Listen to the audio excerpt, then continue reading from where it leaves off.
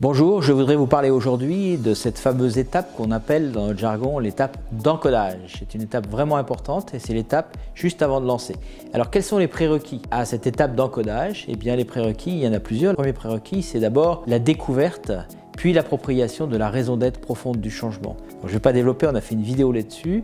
En fait, identifier au sein de l'entreprise quelle est la personne source de cette entreprise, travailler avec elle pour identifier au-delà des raisons mentales du changement, qui fait que l'entreprise veut aborder une phase de transformation, quelle est la raison d'être tripale, quelle est la raison d'être profonde qui fait que cette entreprise-là a besoin de se transformer. C'est ce que j'appelle la découverte de la raison d'être profonde ou raison d'être tripale du changement. Donc ça se fait auprès de la personne source. Ça, c'est le premier prérequis. Le deuxième prérequis, bien sûr, c'est de mettre en mouvement le management. Holacracy et le management constitutionnel, c'est avant tout une affaire de management et de self-management. Mais pour aller travailler sur le self-management, encore faut-il d'abord définir le management. Donc c'est d'abord et avant tout une affaire de management. Et donc c'est important de mettre en mouvement le management, c'est-à-dire d'obtenir leur adhésion à l'adoption du moteur Holacracy, et ce, à l'unanimité. C'est vraiment une étape importante. Je ne vais pas développer là, puisqu'on l'a déjà développé, on va la redévelopper.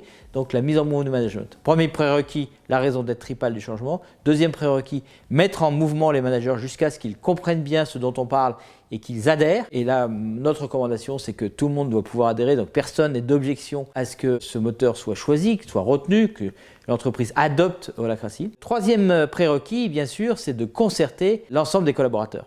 Donc ce n'est pas une communication top-down vers les collaborateurs, mais c'est plus un processus de concertation, parce que faire pour les gens sans les gens, c'est faire contre les gens. Ce n'est pas moi qui le dis, c'est un proverbe touareg.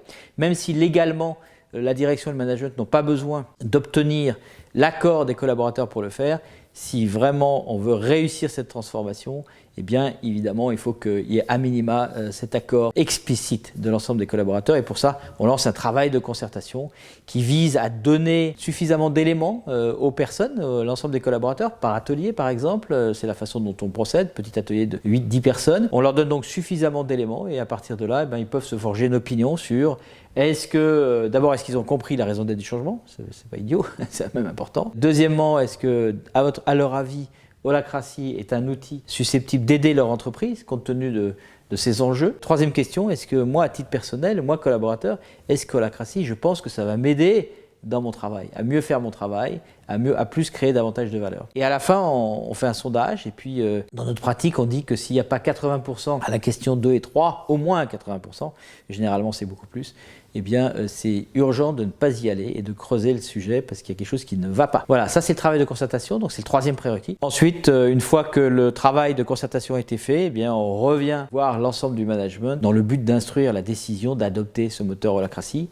Après analyse des scores des sondages des collaborateurs, bien sûr, et puis analyse des risques, évidemment travailler sur une première feuille de route, prochaines étapes, mise en mouvement. On a fait ces 4 prérequis-là, donc raison d'être tripale du changement et appropriation de la raison d'être tripale du changement par l'ensemble du management, la mise en mouvement du management, le processus de concertation des collaborateurs, et puis cette prise de décision posée, une fois posée avec analyse de toutes ces données. Alors à ce moment-là, l'entreprise est prête et mûre pour prendre la décision d'installer ce nouveau moteur qui est Holacracy. Et l'étape qui vient juste derrière, c'est cette fameuse étape d'encodage. Il s'agit de quoi? Il s'agit de préparer ou de paramétrer ce moteur Holacracy pour l'ajuster aux singularités de l'entreprise. C'est une étape qui est essentielle et préalable au démarrage, au lancement en fait des cercles. Donc cette étape d'encodage, elle permet d'ajuster le moteur Holacracy qui est très générique, comme on l'a vu dans d'autres vidéos. Holacracy, c'est un pouvoir constitutionnel, c'est même une méta-constitution, donc qui ne dit rien sur les activités business de l'entreprise, qui ne dit rien sur les activités RH, sur les processus RH de l'entreprise, qui ne dit rien sur les attendus managériaux, etc.,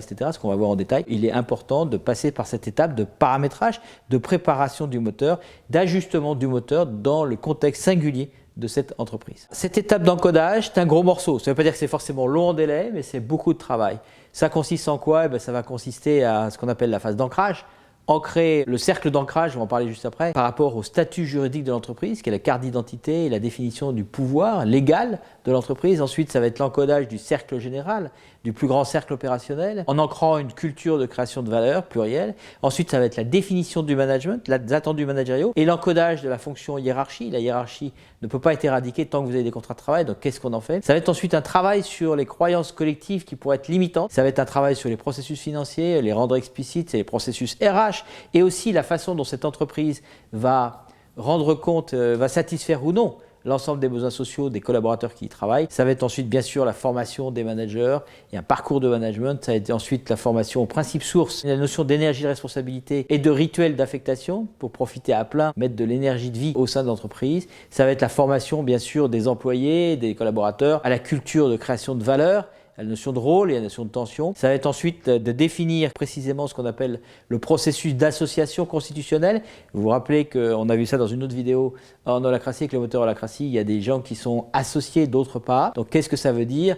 Sur quels critères on devient associé, etc., etc. Et puis bien sûr ensuite l'encodage de tous les sous-cercles opérationnels, de toutes les équipes opérationnelles qui sont des sous-cercles du cercle général à travers un processus inclusif, enfin un certain nombre d'éléments dont on parlera plus tard. Et puis bien sûr il y aura la formation des facilitateurs puisque après l'encodage vont être lancés les cercles et pour que les cercles soient lancés, ces cercles nécessitent des facilitateurs qui ont appris les processus de réunion de triage et de réunion de gouvernance pour être en capacité de faciliter ces cercles-là. Donc il faut bien que les facilitateurs aient été formés avant. Notre recommandation, c'est que ça soit pris en charge par l'entreprise, pas par des coachs comme nous extérieurs. Ensuite, il y a la formation des référents. Donc certes, parmi ces facilitateurs, de quelques personnes qui vont pouvoir suivre la transformation sous l'angle de la pratique. Bien sûr, dans cette étape d'encodage, il va falloir choisir un outil logiciel, l'outil logiciel qui plaît le plus. Donc en gros, il y a le choix entre Glassfrog et Holaspirit.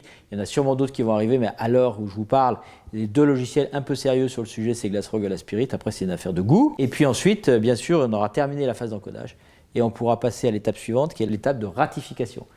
C'est là où les ratifieurs, donc ceux qui ont le pouvoir, les mandataires sociaux pour faire court, vont décider devant tout le monde, on propose souvent un rituel, d'adopter cette constitution, éventuellement amendée, et surtout adopter aussi la structure initiale, donc résultant de l'encodage, qui aura été posée sur ce logiciel qui rendra compte de tous les rôles, de tous les cercles, concernant les activités opérationnelles, concernant les activités RH, et puis bien sûr la posture managériale. Voilà les différentes étapes. Donc avant de parcourir successivement les différentes sous-étapes de cette étape d'encodage, je voudrais rappeler rapidement les 5 grands principes pour cette étape d'encodage. Rapidement parce qu'on l'a déjà développé dans une vidéo, donc j'aurais évité de redire et vous ennuyer avec ça. Le premier grand principe, c'est toujours de commencer par le plus grand.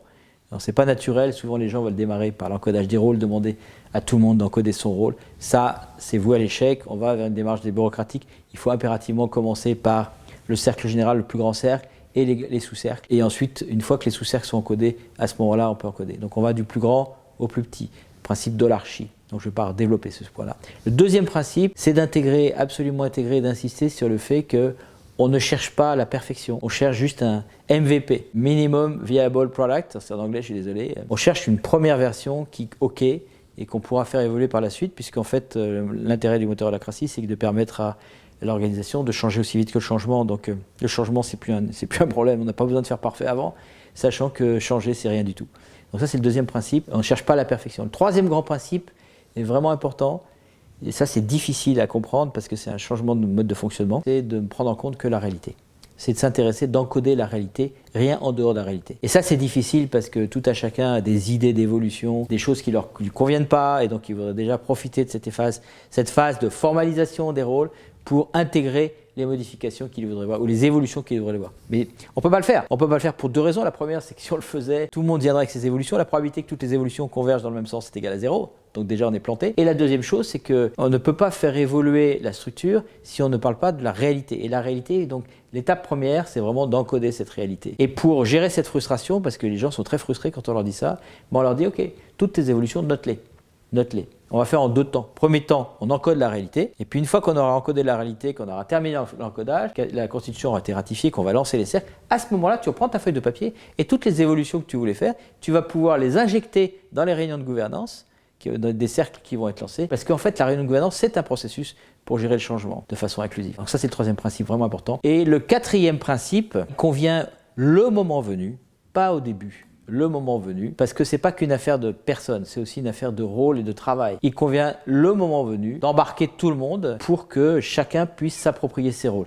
Donc quand on en sera arrivé, une fois qu'on a encodé le cercle général avec les différents sous-cercles, lorsqu'il s'agira d'encoder les rôles dans chacun des sous-cercles, à ce moment-là, nous recommandons un processus inclusif de sorte à embarquer tout le monde. D'une part, pour rien oublier, faire le mieux possible dans un temps imparti, et d'autre part, pour que les personnes puissent s'approprier leur rôle et les mots qui vont être utilisés pour définir leur rôle, du nom du rôle en passant par la raison d'être et en passant par éventuellement les domaines, mais surtout les redevabilités de ce rôle. Enfin, le dernier principe, vraiment important pour nous, c'est de profiter de cette étape-là qui est une étape à la fois où on travaille puisqu'on encode des rôles, et en même temps c'est une étape qui a une vocation pédagogique extrêmement importante, de profiter absolument de cette étape pour permettre aux gens d'acquérir ce concept et cette culture centrée sur la création de valeurs plurielles et pour éviter en fait tout simplement la bureaucratie qui ne manquera pas d'arriver s'il n'y a pas un effort particulier à faire. Et c'est facile à comprendre puisque dans cette phase d'encodage, on est en train de mettre au monde, de rendre explicite des rôles qui n'existaient pas avant. Et donc on rajoute une couche de complexité, vous savez comme moi que les êtres humains, dès qu'on rajoute une couche de complexité, eh bien ils peuvent se noyer dans cette complexité, ce qui aboutirait du coup à de la bureaucratie, à des choses qui servent à rien, à des gens qui rendraient compte de leurs activités dont on se fiche complètement. Ce qui nous intéresse, c'est pas les activités que font les gens, c'est la valeur qu'ils créent, ce qui est très très différent. Ce qui nous intéresse, c'est pas ce que fait le boulanger pour produire du pain, on s'en fiche complètement. Nous, on est des clients de la boulangerie, on se fiche qu'il se lève à 2 h du matin et qu'il fasse appel à tel et tel moulin pour sa farine. Ce qui nous intéresse, c'est ce qu'il y a dans la vitrine. C'est sa proposition, ce qu'on appelle les propositions de valeur. C'est ce qu'il nous offre comme produit, comme service. Et c'est ça qui nous intéresse dans l'encodage des rôles.